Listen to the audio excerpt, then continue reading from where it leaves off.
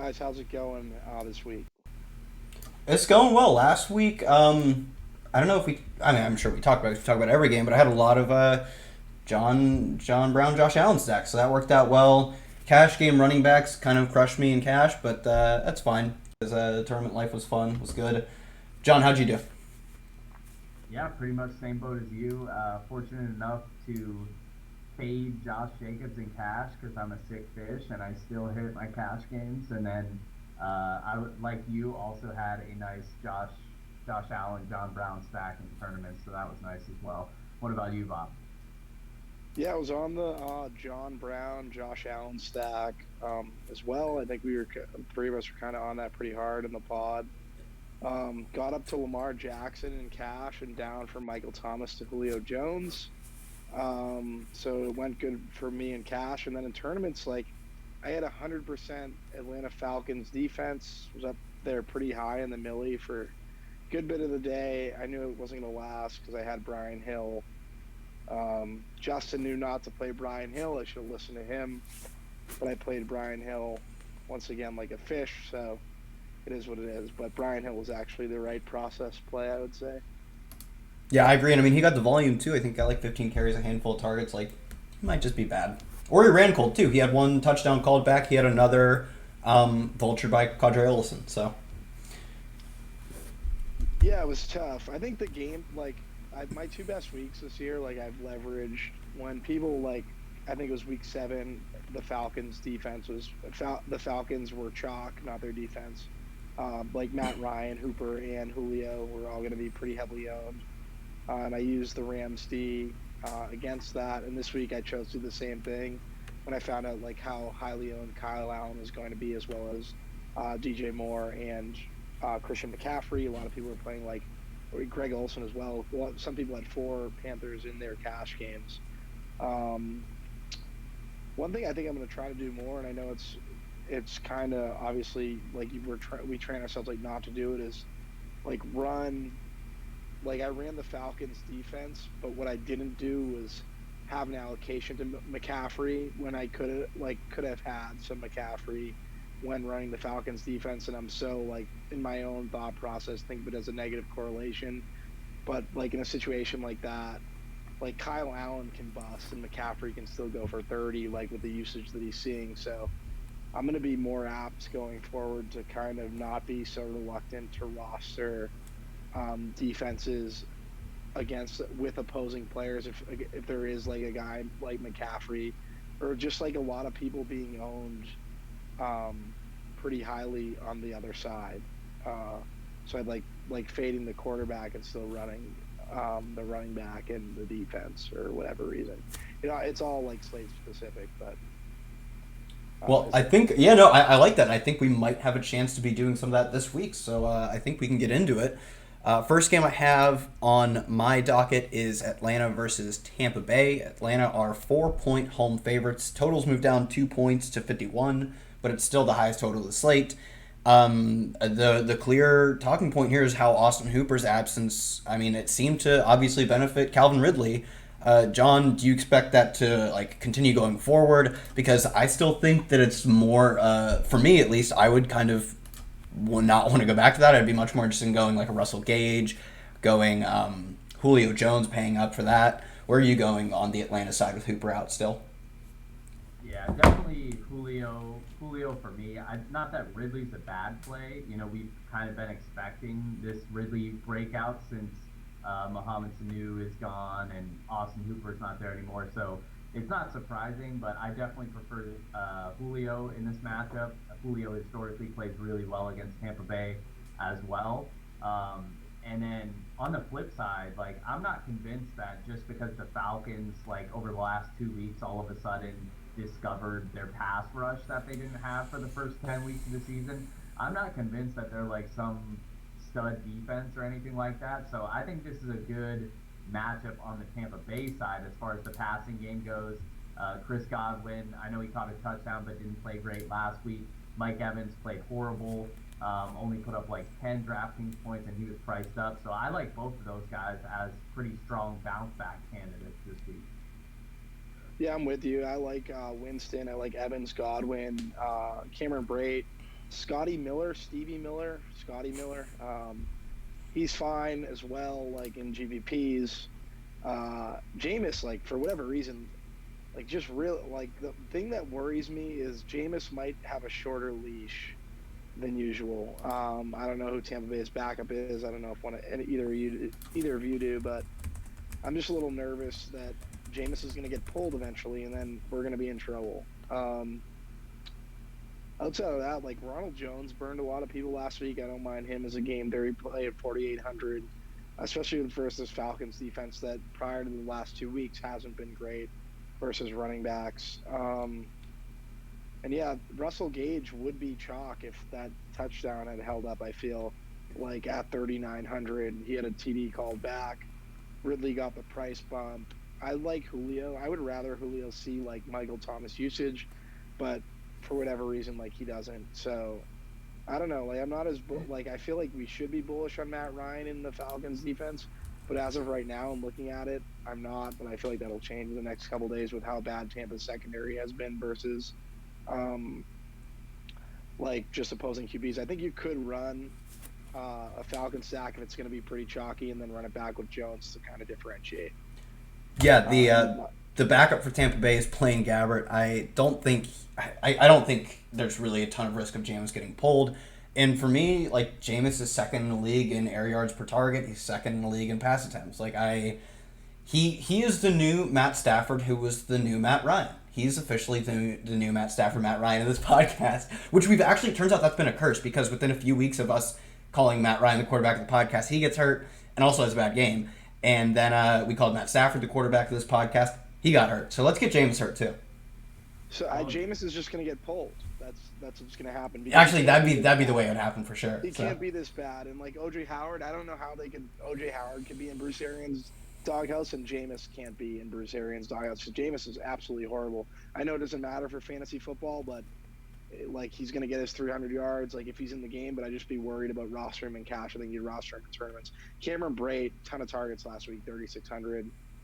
Speaking of OJ Howard, like I think you'd definitely go to Cameron Brate this week.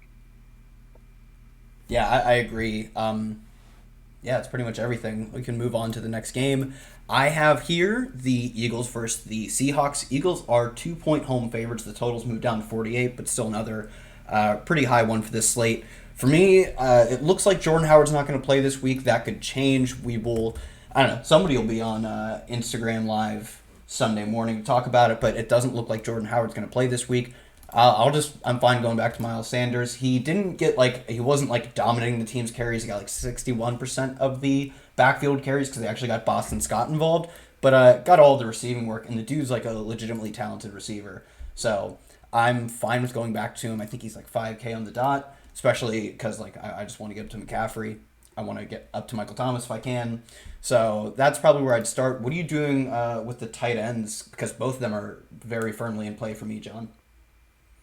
Yeah, I like Dallas Goedert. I'm trying to pull up. I thought I had a stat here for his snaps over the last 4 weeks. I can't find it, but I think he was last 3 weeks specifically 67, 71%, and then 71% of the snaps over the last 3 weeks. So Dallas Goedert, they're just running a bunch of 2 tight end sets with their wide receivers banged up.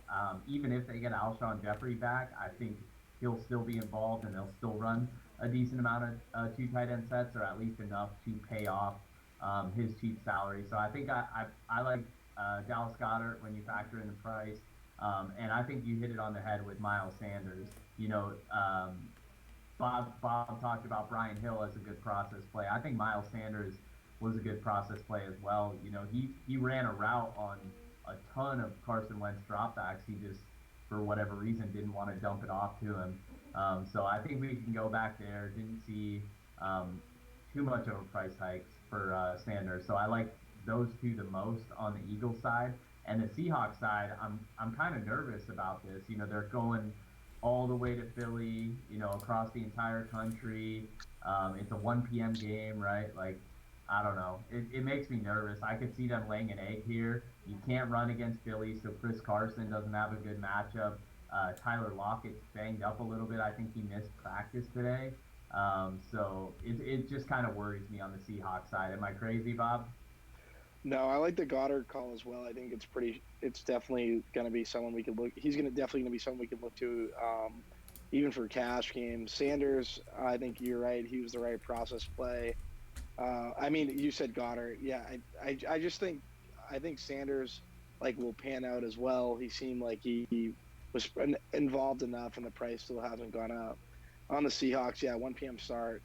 I think it's a difficult situation. It's more difficult than what it looks like, with the 1 p.m. start coming across country, and Tyler Lockett being banged up isn't something I love. DK Metcalf 6,300, a little bit too pricey. Maybe some Josh Gordon at 4,200. Um, maybe he's in play in like a last guy in cash games. This is also like Wednesday. It's not Sunday. This could definitely change, but I don't know. That's just some thoughts on my thoughts on the game. I just I don't really love this game either. I think it's a little. I'd try to stay away if I could. Yeah, I think I like the upside with DK Metcalf even at his price because he does lead the team in air yards, and there is a chance that we see less of Tyler Lockett because John was correct. He didn't play today. It's Wednesday. Their anticipation is that he's able to log some form of practice tomorrow. But yeah, I think we could see like it would make sense at least that he plays at least somewhat of a limited role. And DK Metcalf's already balled out with Lockett in, but I don't mind the call to fade this game. So let's move on to our next game. I have Cleveland versus Miami. Cleveland 11-point home favorites versus Miami, 44.5 point total. I'm expecting a lot of Cleveland chalk, across the board, cash tournaments just everywhere. One, because they have a great matchup, but two, like we're getting Odell Beckham at like one of the lowest prices we can get him at. Jarvis Landry has just been a value every single game. Baker Mayfield has finally stopped. Like I think he had an interception every single one of his games until 3 weeks ago, and he hasn't thrown one since. So kind of cleaning it up there. John, what are you doing? Like, are you going all in on Cleveland cash tournaments? Like, what's your level of interest? I would say I have moderate interest on the Cleveland side, but lower than the field. So I do like Odell Beckham. You know, we talked about Ian Hartit's tweet last week or 2 weeks ago about most wide receivers with the most amount of targets with one or fewer touchdowns. So that list really hasn't changed much. DJ Moore and Tyler Boyd are tied for first with the most targets with one or fewer receiving touchdowns. And guess who's number two or three if you count those guys as both one? Odell Beckham with 89 targets and one or fewer touchdowns. So he has a great matchup here. We saw John Brown demolish the Dolphins last week. They have one of the worst secondaries in the NFL. So he's my favorite play in this game. Nick Chubb and Kareem Hunt. Kareem Hunt's getting a bunch of targets, but he is priced up. And it definitely cuts into Nick Chubb's ceiling, being that now he's pretty much getting no passing game work. So I'm kind of just avoiding those two. And yeah, I don't really feel too comfortable running it back with anyone on the Miami side as well. Yeah, I think Cleveland's going to be pretty chalky. Baker, Odell, Jarvis. Like I feel like I'll have one of the two of the three, or maybe all three in my cash game build. Um, it just seems like that's how it's going. I feel like Odell's going to be a cornerstone for people in cash, so I'll probably have him. And then Baker, I don't want to play him, but like I just haven't. I don't really love the slate, so right now I'm just following the field. On the Miami side, like Patrick Laird was someone that Kyle brought up the other day on a previous show, and like Laird, I think could seen a pretty decent workload in the passing game, so I think he's fine to run it back with in GPPs. Might be a little thin. The thing is, if you're going to play this Cleveland stack, you need to have someone on the Miami side in GPPs to kind of basically differentiate you, because Mayfield, Odell, and Jarvis are going to be extremely chalky. So I would just like, it could be Gesicki, but I think Gesicki could also be pretty chalky by the end of the week. So maybe a Devontae, Kalen Balaj, or a Patrick Laird. Or if you're going to play like Odell, you might want to run it back with a Miami stack. But like the thing is, Miami has a 17 implied team total, so it's not something that I would be too enthused about doing. This isn't a game I want to stack. It's just some ways I'm thinking about like how I would approach it from a tournament perspective. Kyle, any thoughts? Yeah, this game, or at least like specifically Odell Beckham, really reminds me of the Will Fuller week, where He had been like this consistently great play just in terms of volume, and it just hadn't hit. But like he's getting the air yards, getting the targets, and everybody knew it was going to happen. And he was like, I want to say he's like 25% owned in the Millie Maker that week. The week Will Fuller went for like nearly 50 or 50. I kind of think we're going to get a similar level of ownership on Odell Beckham. Like everybody sees this as a good play. Because of that, like a 20, like let's call it, I'll say if it's a 25% owned receiver who really hasn't been very good this year, any interest in like fading him just for like the simple leverage of being off of like a play who hasn't been good this year? I think that I would be all over like I'm going to be significantly overweight on Beckham. I would feel like that would be the way to go. And Jarvis as well. That's the thing is like if you have a heavy stake in either one of these guys, like you need something on the Miami side because of the chalk. I feel like maybe that's a bad take, John. What are your thoughts? No, I mean, like I said, I definitely have interest with him.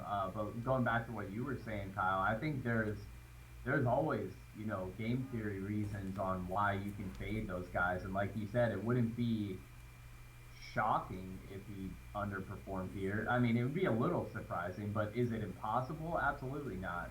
He probably underperforms in at least 25% of these games. So yeah, I mean, I think you can definitely fade him. Yeah, I think Landry would probably be your pivot off Beckham. Like I don't think I'd be playing the two of them together. I did that on Showdown, and it was probably like the luckiest beat you could ever get. The Odell Beckham down at the 1, and then Landry ends up cleaning up a touchdown later in the game. Yeah. I got nauseous when I saw Odell Beckham almost score. All right. Yeah, that was very fortunate. Next game, I have like no interest in this game. It's Chicago versus New York Giants. Chicago 6-point home favorites. 40.5-point total. I mean, it sets up well for David Montgomery, but so did Detroit. Didn't really work out. He's not awfully involved in the passing game. He's not been very good this season. And then on the other side, the Giants get a very difficult road matchup as dogs against the Chicago defense that's been like obviously good against the pass, but they've also been like specifically good against running quarterbacks. They're like bottom 3 in fantasy points allowed via rushing to quarterbacks. So that kind of takes away a big reason I'd be playing Daniel Jones because he's also not that great of a passer. Like Trubisky pulled up with a hit pointer at the end of the last game he played. I mean, like he also could have just been benched because he's bad. So for me, I don't know. There's just like so many bad players in this game that I really don't care. Bobby, like any talking me into playing these guys? Like if Trubisky didn't have the hip pointer, this would be a pretty good game for him to get his legs moving again, which we seen last year when he won people 3 millionaire makers. Because the Giants play man D on the outside, and you can take advantage of the situation. Like as a running quarterback, you can take advantage of that. It's just I don't want to play any of these guys. How about you, John? Yeah, I'm just really not going here. We have enough healthy game totals where we really don't have to look at this ugly one, So no interest for me on either side. All right, hell yeah. Let's move on to the next game. Saints versus Carolina. We should talk about Slayton, though. Yeah, Slayton always a good play because the game doesn't like set up to be awfully interesting. They have a low team total is probably why I'm not awfully interested in him. But like, 1, the dude is really good at football, and 2, he gets a ton of volume. So like, yeah, I'm if I'm running a one-off of this game, it would certainly be Slayton. I think Robinson's probably fine too, though. Why are we off Barkley? Is there like Barkley Daniel Jones stack? I just haven't really played Barkley all year, and it's not because I didn't think he was a good play pretty much every week. It's just mainly roster construction. Like pretty much every week I'm jamming in Christian McCaffrey, and then I'm taking value at the other spot. So it's just really tough to play 2 of those upper priced guys, and it's like you're not going to play Barkley over CMC. So that's why I really have had 0 exposure to Saquon this year. Bobby, do you want to guess how many games he has over 20 carries? 0. 0. Yeah. Like there more games under 10 carries, I would bet. He has 1, which is more. More games under 15 would crush that bet. Like I don't know, it's hard for a team that's a giant road dog to get Saquon Barkley involved. He's like I don't know, I don't want to project injuries, but he seemed pretty hobbled. And even then, like his he hasn't been like a dominant receiver at times. Like has a bunch of games of like I don't know, 5, 3, 4, 3 catches. He Like, does seem hurt. yeah, I don't know. Yeah, like John said, if we're paying up at that 8K range, I think they're just better plays. Just doesn't fit the way, like, I'm not paying up for Barkley when I can get CMC, when I can get even Kamara. So, Yeah, no, I'm with you. all right, next game we have is Saints versus Panthers. Saints are 8.5 point favorites in the Superdome. The total is 47. On the Saints side, Michael Thomas back down in price. I think. Like why? Like why would he come down in price? That's so dumb. Didn't he put up like 30 last week? 28, and he came down in price. I don't know. I absolutely trying to get Michael Thomas in again, much like Christian McCaffrey, and he's averaging like 10 yards per target, catching over 80% of them. Like, it's not the typical floor you see. Like, his floor has been over 15 points this season. I don't think he's gone under the entire season. That's not even true. You can't even say that from McCaffrey, Dalvin Cook, like any of the elite backs. Are you trying to get, or I guess, are you prioritizing getting Michael Thomas in your cash game lineups, John? Not as much as CMC, but if we get enough value, what was it, 2 weeks ago we were able to jam them both in. If I can do that, then yeah, I'm obviously feeling pretty good. But yeah, I mean, like you said, he's priced down, but the matchup's still as good. Like Carolina, especially over the last couple of weeks without Bradbury, they've been really bad against the pass. Devontae Adams had over 100 yards on him. Was really close to having a huge day. We just saw Calvin Ridley torch him last week, so there's definitely opportunity here for the Saints passing attack, and they have a pretty strong team total here at home in the Superdome. So I think especially in CMC lineups, you can run it back with Michael Thomas if you have the salary, but then you could also take shots on some of these other pass catchers for New Orleans. Yeah, I think that's definitely a sharp call. Last week I was on Thomas and Cash, and then I moved down from Thomas to Julio to get up from Kyle Allen to Lamar Jackson. Honestly, like I think Thomas and McCaffrey, if I can get them in my lineup this week, like I'm definitely gonna try in my cash game. I'm definitely gonna try to make that build work. We don't have a QB with a ton of rushing equity. I feel like Baker's probably the favorite to be the QB1 in cash. I haven't kind of really delved into that build too much. But definitely like McCaffrey, like Michael Thomas. How could you not? And then on the New Orleans side, like I think there's a pretty interesting. So last week, Traquan Smith was pretty chalky. Well, not chalky, but he was someone who was kept like being. He was pretty much a very like he was like a sneaky GPP play for a lot of sharp people around the industry. I was more overweight on Ginn. I think this is a good week to go back to Traquan in the dome. So like Drew Brees, Kamara, and if you wanted to pivot off, or like Michael Thomas, Traquan stacks, or I just think Traquan's interesting for tournaments this week. I don't know what his snap percentage was last week, but he's someone that for the game theory, especially in higher stakes, I might consider him. Carolina side, like it's pretty much McCaffrey and DJ Moore for me. Maybe Saints D and McCaffrey. Maybe you could do that this week. I don't know. And just fading this Kyle Allen. Kyle Allen could end up being pretty chalky again, I guess. Kyle, any thoughts? Yeah, no, I on Traquan Smith, he played 42 of 70, which is, I mean, it's well over half. And when you get like a athletic dude who has a history of high production, like these very spike games, Drew Brees on his team, yeah, I don't mind going back to that well. What would you think of running like a Thomas Saints McCaffrey stack? Because you can like I think I almost like Thomas basically just operates like a running back. His plays are just so high percentage. The issue is the Saints are priced up, so it's going to be difficult to do that. Like they're at 3,300. I think Atlanta last week was at 26 or 27, like in that range. So it might be a little bit. Like I feel like you would like. I don't mind playing this week. I'm considering like playing the Saints with McCaffrey because people aren't going to pay the 3-3 and they're going to want to play McCaffrey. So it'd just be pretty. I feel like you could do that and just fade. Hope Kyle like the Saints D is pretty legit. And then yeah, John, any thoughts? No, I think you brought up a good point with the Saints defense. I played them against Atlanta thinking that it was a really good matchup. I think, they can definitely cause some chaos for Kyle Allen. And we saw what Atlanta's defense was able to do when they got pressure on him. So And I think that the point that you brought up in the beginning about not being afraid to play, especially a strong player against the defense you're running, is really sharp. That's something that I've employed plenty of times this season. I think it's definitely underutilized. No, because no one wants to just go with the negative correlation just scares people away. Mhm. And if people aren't on it, like you can definitely do it with CMC. So if people are going to be away from it, if it's going to differentiate a build with CMC, like I'm all about it. I wish I wasn't really like I don't know how many people are gonna. People are probably onto it. I guess I would imagine. Alvin Kamara, any loves 8,200. Oh yeah, yeah, he's a good play.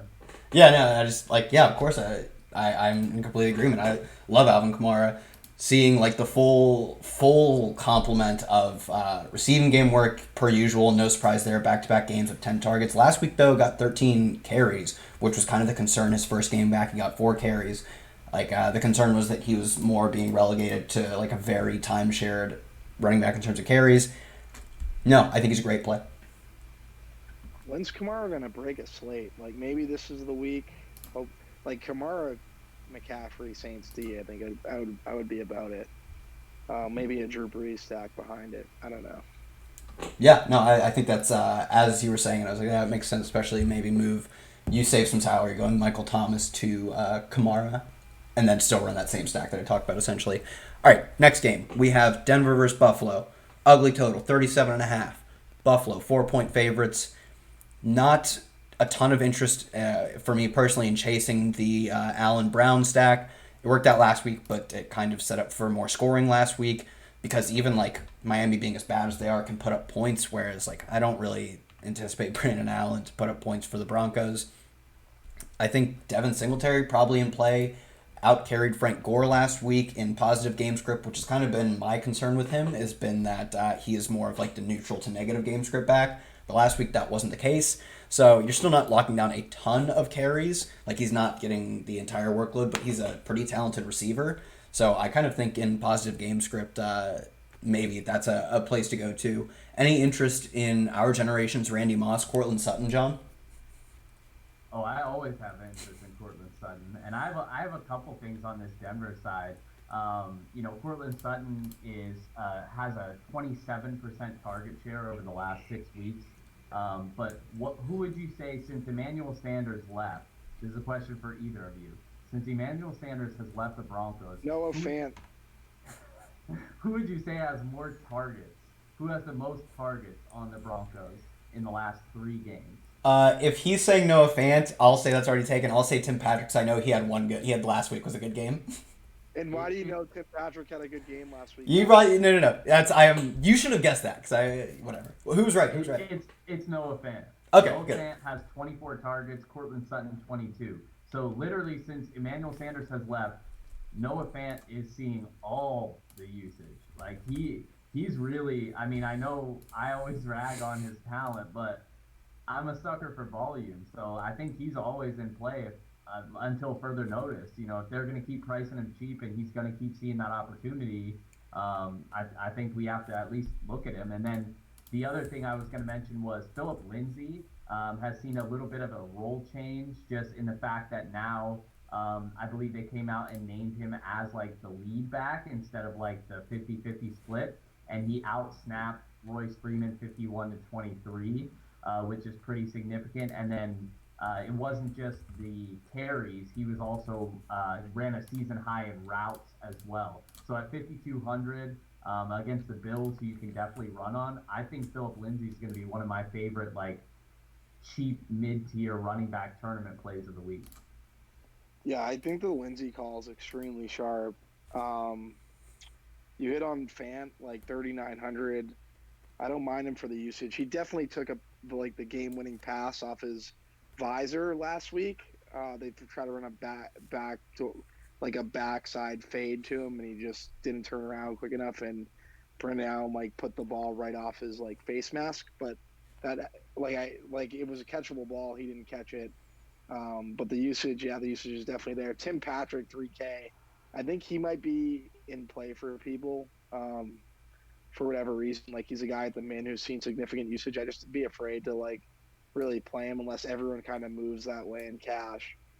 On the Buffalo side, like, and it's the same. Like, I don't want to chase Josh Allen and John Brown versus this Denver secondary, but I think Devin Singletary's extremely like viable at 5,400 versus this Denver defense. Probably like the same case for Lindsey. I think both running backs in this game are sneaky. Kyle kind of leaded me to Singletary on our previous show, so like to give him the shout out for it and let him talk about it a little. Yeah, no, I just think really my concern has always been that he wasn't going to get a ton of carries and positive game script because that's kind of what's happened. But now last week, if we can project any sort of that split going forward, I don't want to say he became a game script proof, but at least more resistant to that, and the positive game script ended up working out for him. And he's just a good pass catcher, at least he's been. Dude, what the hell was Noah Fant doing? He got 11 targets last week and caught 4 of them. He also somehow had 2 rush attempts and went for -7 yards. I respect you for just buying the volume, John, because you are right. He's probably not very good, at least right now. Did you see the final play of the game? No, I didn't. I would never watch a Denver game. I know exactly what you're talking about. Dude, it was bad. It was bad. It was bad. It was like, it's pretty much like everything that John said. Like, 'cause I hadn't really watched him, and then I seen it, and I was like, oh, wow, he's not good. You have to, like, irrational coaching, like, they're giving him that much usage, and he's pretty horrible, it seems like, so. But, like, do they care to trot out some veteran tight end in a terrible season as opposed to getting Fant, who's a great player in college, like, just as many reps as they can? Just get young players more time if your team sucks, I would say.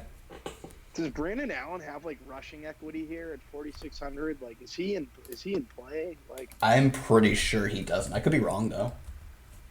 Yeah, I don't think he does either. Either way, going into Buffalo, just not. Yeah, it's not. Yeah, I know. That's a good point. Yeah, no way. No, I mean he has 3 and 5 rushing attempts, but less than 20 yards. And I don't think he's like particularly fast. But I do have a cheap quarterback who has rushing equity coming up in our next game. It is the Detroit Lions playing Washington, and Jeff Driscoll, man, he's been a like moderately okay efficient passer, and dude gets it done on the ground. Like the way Bobby looks at Ryan Tannehill is how I look at Jeff Driscoll. Because I hate Ryan Tannehill. Whoa. Last week I brought up to you Jeff Driscoll, and you told me no way. But I'm pretty sure my exact words were, yeah, like any quarterback, that price is fine. I just have like a button that says that. I got to side with Bob. You gave him some pushback, and then I was kind of on Team Bob on that one. I thought Driscoll was a pretty solid play. Yeah. We might have to check the tape. We might have to roll the tape on that one, Kyle. But somebody else can roll the tape. Jeff Driscoll, confirmed stud. I know his price came up a little bit, but like you said, he's got the wheels. And I don't even think we've seen like the ceiling of his rushing yet. We've just seen him be involved as a rusher. I don't think we've seen the ceiling. And against Washington, they give up like some of the most fantasy points to opposing quarterbacks. So I like the Detroit side. I think we can go back to Driscoll here. He's pretty much the guy. And then in tournaments, it's just pick your poison between Marvin Jones and Kenny Golladay. Yeah, I think it's Golladay this week, like 6,600. Hopefully he's a little lower owned. I actually picked right last week. I didn't play Golladay and had a Driscoll Marvin Jones stack. I don't know, just didn't. The rest of my lineup wasn't fantastic outside of that. And Marvin Jones had the 2 TDs, but he only had 19, and you needed to hit like 25 to be in play as a receiver, like in pretty much every one of your wide receiver spots last week. TJ Hawkinson, 3,400. Don't mind him. I also think Jeff Driscoll, you might be able to run him naked situationally here and then run it back with like a Terry McLaurin or well, that's pretty much it. Yeah, I was gonna say I think probably looking for anybody else on that team is too thin. I just like maybe I'm wrong that some of them are getting volume, but as far as I know, none of them are getting volume outside of Terry McLaurin. And let me pull it up here, but I believe Detroit is a team that's been targeted deep. So Detroit actually leads the NFL in opposing average depth of target, 10.1. They're the only team over 10. Like, teams have consistently this season targeted them deep, and what does Terry McLaurin do? The dude gets deep. So I think McLaurin's probably a really interesting stack option to go with, like a Driscoll Golladay. What about a Haskins, McLaurin, Galladay stack? Slay is someone I'd worry about, but I know I, Haskins is dust. I'm just saying, yeah, like, I just don't trust Haskins. yeah. Bo Scarborough, someone in cash you should hit on 4,200. You might need that savings come the end of the week to get up to McCaffrey, depending on what value opens McCaffrey Thomas builds in cash games. I think that's another guy to kind of touch on quickly. Any thoughts on him, guys? Yeah, Yeah, he I believe got like 14 carries last week, but he wasn't done. Like I think they still got Ty Johnson involved. And the more important thing is that unlike Brian Hill last week, where I expected him to get some receiving game work, and he got the targets. He didn't catch many of them. J.D. McKissick is going to soak up the entirety of the receiving game volume out of the backfield, so that really puts you into like needing a touchdown out of Scarborough, or at least yeah. I mean, you really have to get a touchdown or come close to the 100-yard bonus. So I probably don't think you go all the way down for him. His price 4,200 though. Like if at the end of the week we really are like trying to get up to Michael Thomas McCaffrey or something, there are worse plays. Yeah, I feel like that's after the Brian Hill week. Like people will just figure out another way to go, or just completely not be in cash game builds. I don't want to roster a Detroit running back in cash. I'd rather do a lot of other things with my money on the weekend to waste it. Yeah, so what game do we have up next, Kyle? We have the Jets at home, 3-point dogs to Oakland. 46.5 point totals come down half a point.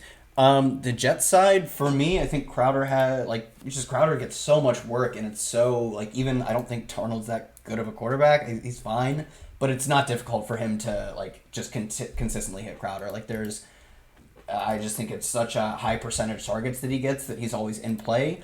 But like, what do you think of him as having like a capped ceiling? Because that's generally how I envision these like low A dot slot players. But like, is there any reason to play him? Or like, is there any interest in tournaments, John? Not really for me. I didn't play him on his big weeks. I just feel like I'd be chasing at this point after a couple big games. And it is still a low total. I know Oakland's a pretty decent matchup, but I'm just not really interested in this game as a whole. You know, even on the Oakland side, there's just not, like, I guess you can play Jacobs. It's not a great matchup. Darren Waller, he's fine. Ryan Griffin, I think is worth mentioning, just with Chris Herndon out over the last couple of games. He's been a touchdown monster, but overall, just not a ton of interest. Bob, what about you? See, I think I have interest in the Oakland side from a stack perspective, especially if you're going to get these guys pretty low owned. Darren Waller was pretty popular for a lot of people last week, and he burned them. It'd be more the passing game, not Jacobs. It'd be Waller, Tyrell Williams, and like a Derek Carr stack, and then maybe running it back with like a Lev. I don't want to play Lev, but like I'm just thinking about game stacks that are off the board that could differentiate myself in like tournaments. Jamison Crowder, like he's priced up 6,200. I don't know if I love it. Bilal Powell's gotten some work. He's at 3,500.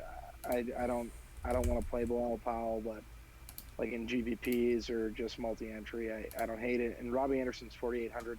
Got hurt last week, and we know like what Robbie Anderson can do. And versus Oakland secondary, I think like one of these receivers, and it would be Robbie Anderson for me, would be someone I'd want to run it back with if I was going to roster like outside of like Lev. I don't even hate Darnold and like Robbie Anderson or Darnold. I just want someone to get deeper than Crowder. I guess you can play Crowder at 6,200, but I just don't want to really pay that price for Crowder, even though he's been really, really good.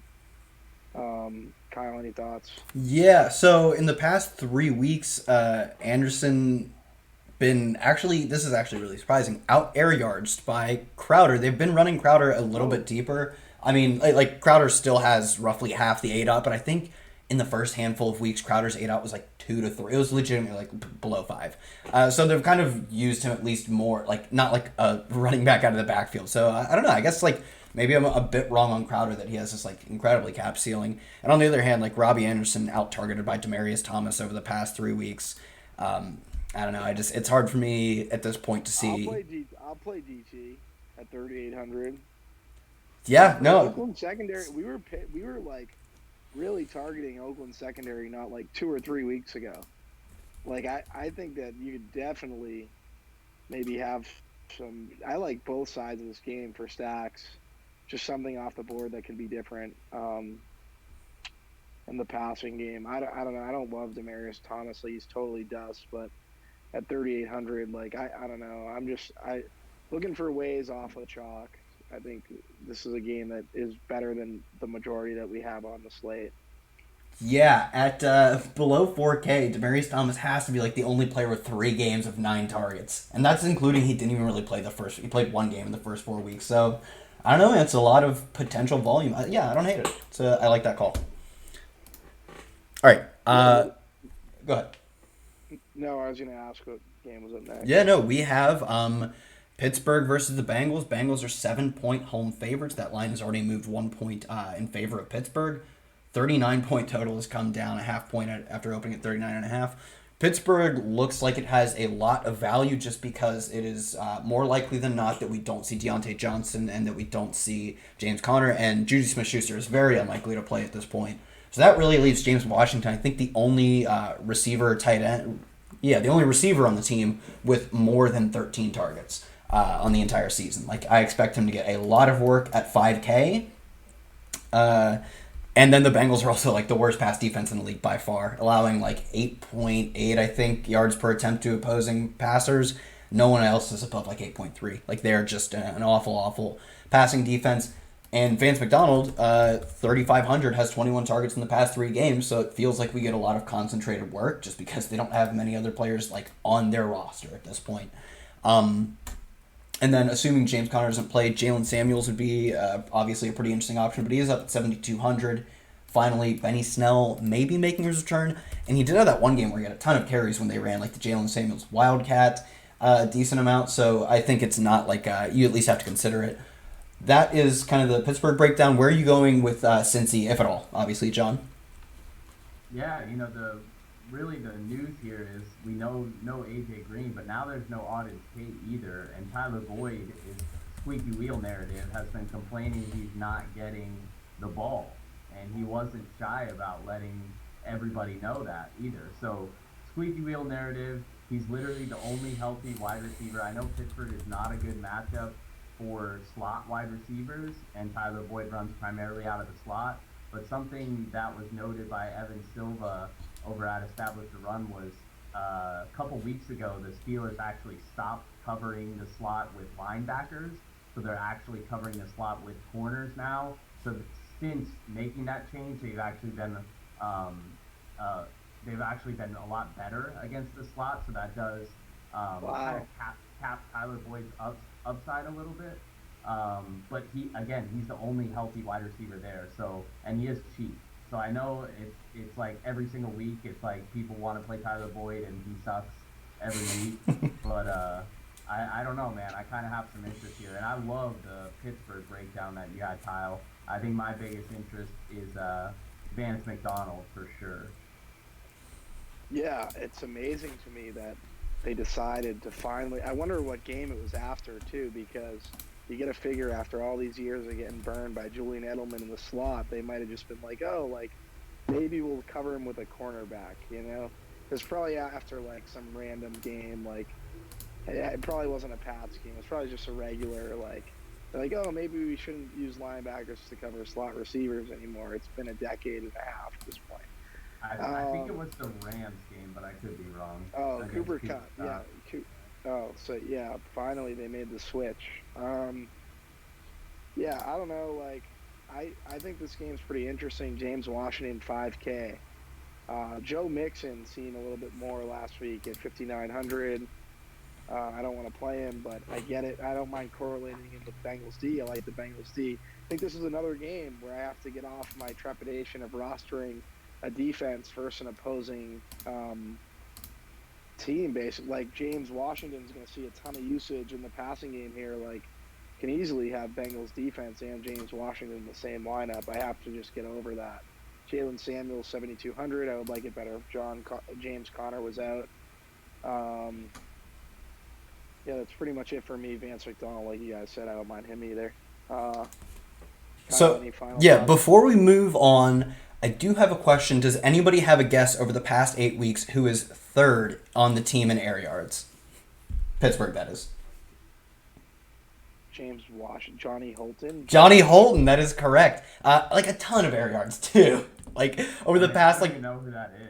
I only know because I just happen to know this air yards thing. Like if you wanted to like stack this game or just run like the weirdest like Millie Maker like MME type play, the dude has like a 20 something, like 29 8 on the season.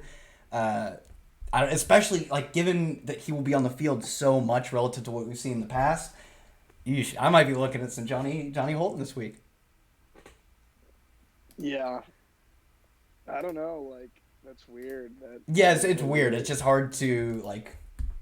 I don't I feel know. like I don't even see him play. Yeah, it's hard to make sense of what it all means. That's something we'll have for everyone's Sunday morning because still want to dig in. Like if he's on the field, like if his like and receivers typically own their A dots. Like that's something that tends to be sticky with the receivers. They generally run the same types of routes and they get targeted the same depth of field throughout their careers and when they move teams. So if he's just going to be on the field running more routes, so many deep chances for him. I don't know, man. It's pretty interesting to me. Yeah, I don't hate it. Like I don't love this slate. Like, I'm just trying to look for ways to kind of do different stuff. So yeah, I get it. All right, next game we have Jacksonville versus Tennessee. I guess this game starts to me with both running backs are very firmly in play. Tennessee home favorites against Jacksonville. We've already seen Derrick Henry smash in the spot before, like specifically against Jacksonville, but just as a home favorite in general. Sets up for another great game for him. On the other side, right now, as of last week, Leonard Fournette was top 4 all-time in scrimmage yards with 1 or less touchdowns. That might have jumped to like 3 at this point.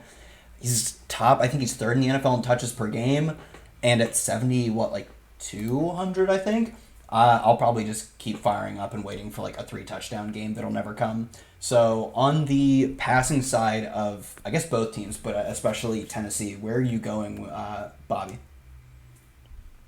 Yeah, so I think that rostering Tennessee pass catchers with Tannehill isn't like the best play, but I don't, like I said, not enthused with the slate. I think it's a way to be different and then run it back with Leonard, Uncle Len. His little squeaky wheel narrative that he got going on there. Coach says they want to get him the ball more. He's seen a lot of targets in the passing game. Pretty much fat CMC, as he's known around the industry. So I don't mind Leonard, and I don't mind like a Tannehill, AJ Brown stack. Maybe even Derrick Henry within that stack. I don't know. AJ Brown, Corey Davis. I don't really want to do it. But maybe AJ Brown, Jonnu Smith. I don't know. And run it back with Fat Len. I don't know. Fat Len and Fat Hen in the same game. It's crazy. So I think this is interesting because I do like the Tannehill Derrick Henry stack. I think a few weeks ago, like I said, like Derrick Henry, not a good pass catcher. I think the thing is that he is not like a good pass catcher in the traditional sense, but he is just a monster athlete that whenever he gets matched up against like corners, dude, he's gonna maul them, and they don't seem to really care. Like I think his most catches in the game this season is 3, and that might even be most targets as well. So it's like betting on any sort of receiving game work for him isn't great, but we've already seen he has a 75-yard touchdown catch this season. He had multiple long catches last season, so I don't hate that being like a very interesting MME play, especially because it's so hard to pin down where these targets even go from Ryan Tannehill. So I guess what's your interest in Fat Hen, John? Not a ton of interest. I'm on the Jags side of this one. I actually wrote them up as a bet, Jags +3. I think they come into Tennessee. I think Tennessee's been playing a little bit above their talent level pretty much all season, but I think they kind of get exposed here. It's just not really a great matchup for them, and with Nick Foles back at QB, has DJ Chark like legally changed his name to like Alpha God yet? Because the dude is so good, dude. Total alpha receiver, like total stud, man. I love DJ Chark, especially with Nick Foles. I like him a lot. I think it's a good matchup. I think the Jags get the upset here, so I could see pretty much everybody on the Tennessee side busting. And I actually like Jags D, so going along with Bob's plays of playing underdog defenses, I think the Jags are a sneaky defense to play this week. Yeah, D's another guy within that stack. Like if you wanted to run Dede, Chark, and Westbrook, or Dede, Chark, and in Foles, I think that's another viable stack as well. Kyle, you can hop in there. Yeah, no, I was just gonna say I really like. I'll buy Leonard Fournette. I'll buy anyone who's third in the NFL in touches for 7,300. And I also just man, I love betting against him. Ryan Tannehill. He's gotten sacked 8 times in the past 2 weeks, which is like normal for him. He is just a quarterback who has an above average sack rate. He's thrown 2 picks. I think they both came 2 weeks ago. He's also a quarterback who has above average interception rate. Like he's just like a bad quarterback, and he's run somewhat hot, basically just like throwing touchdowns, but he's still been like sack heavy, still turned the ball over. So I am always in favor of running a defense against Ryan Tannehill. On to our final game of the slate. We have the Patriots versus Dallas. Patriots are 6.5-point home favorites with a 46-point total. Bobby, what do you make of the New England receiving core last week? Mohamed Sanu was a big chalk bust. I think he got pulled an injury in the middle of the game, but did come back. So I don't think that's like you can just fully blame that for him busting. Do you think it was like N'Keal Harry, or it's the Patriots? In my opinion, at least, it's the Patriots receivers. They added another one in the mix, but just generally, it's been hard to pin down who it's been outside of Edelman. So, what's your take on them, especially with Dorsett dealing with the concussion right now? Yeah, Edelman at 6,900 is someone that I'm going to try to get in as much as possible, especially versus Dallas defense that's been susceptible to slot receivers as well as tight ends. So I just think it's a really good matchup for Edelman. Don't mind Sanu either. I'm not worried about him busting last week.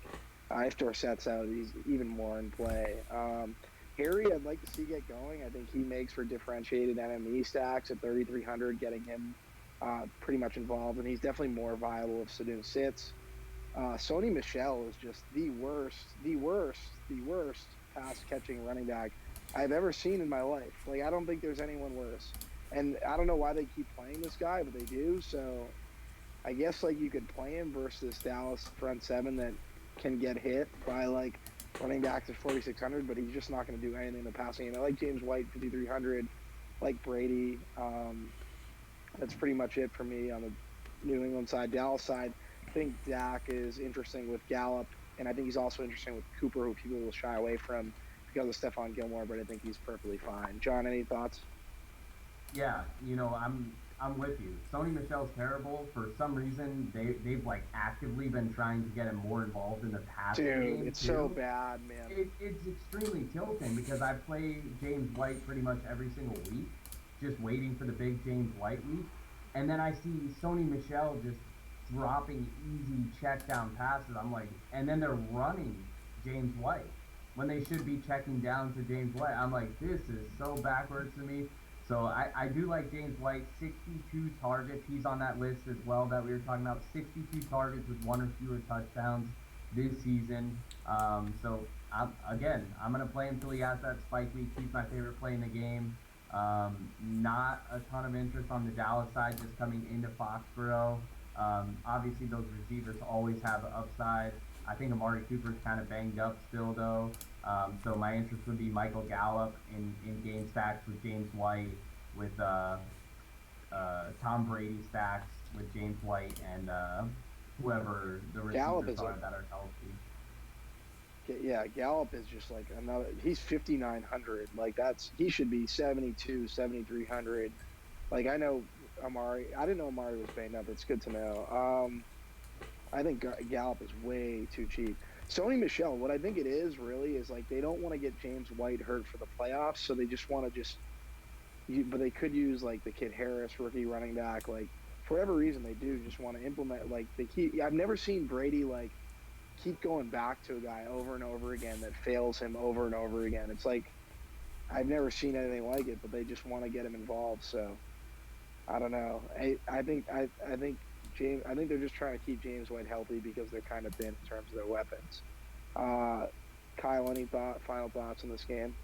Yeah, I think, Bobby, I think you're more on this side than John is, but I actually don't mind running a bit of like Cowboy stacks just because people are going to be so terrified. And I even think this is one of the few defenses in the league that does matter, but not to the point that like Dak can't get going. He's been one of the most efficient passers. And also the Patriots just over like the past 5 to 10 years have been pretty susceptible to rushing quarterbacks. So I think that's also something that doesn't get factored in enough when people are thinking about playing Dak Prescott, is that he's probably going to have a lot of equity come on the ground because a lot of running quarterbacks have done that to the Patriots. So for me, I would like to probably run him with Gallup. That price is so bad. And then Cobb the past few weeks has really been getting involved. I don't mind playing Cobb either. He's got what is this, like 23 targets in the past 3 games. Hit the 100-yard bonus in back-to-back games. Good for Randall Cobb. So I don't know. That's probably where I'd look to go with this game. I also like maybe like a deep MME. Like Blake Jarwin has a lot of like explosive plays. They just don't get him involved because they somehow need to get Jason Witten involved. But I don't know. That's probably where I'd be going with this game. Any interest on like any of the deeper plays on Dallas? I don't hate the Randall Cobb. Randall Cobb kept popping up in optimals last week, and I kept trying to kick him out. And I was like, "You're right. Like you can just get in there." I played a little of him. Yeah, 200-yard, 100-yard, 200-yard games back to back. I don't hate it. But I think I'd like prefer getting Cooper. And I think Zeke's going to be more inclined to get work in the passing game this week, which is a lot of people are kind of down on in terms of the industry. Like he hasn't been utilized in the passing game. I think that'll happen this week. So it would be Zeke, Gallup. I think I'd probably be moving away from Cobb. I don't know. John, any final? Yeah, I mean, it all just comes down to anytime you can jam 7 targets to 56-year-old Jason Witten, you just got to do it, Kyle. Like, yeah, no, I didn't think about that. That's my fault. Yeah, that's everything on the slate. You can we'll have somebody or multiple people on the Instagram. I don't know, probably like 10:30 or so Sunday mornings. Break down all the news we'll get over the next few days. Of course, we have the cash and tournament game articles coming out over the next day or so. John, anything else you want to send us out? Yeah, just be on the lookout for the content we got dropping at thefantasybros.com. We got the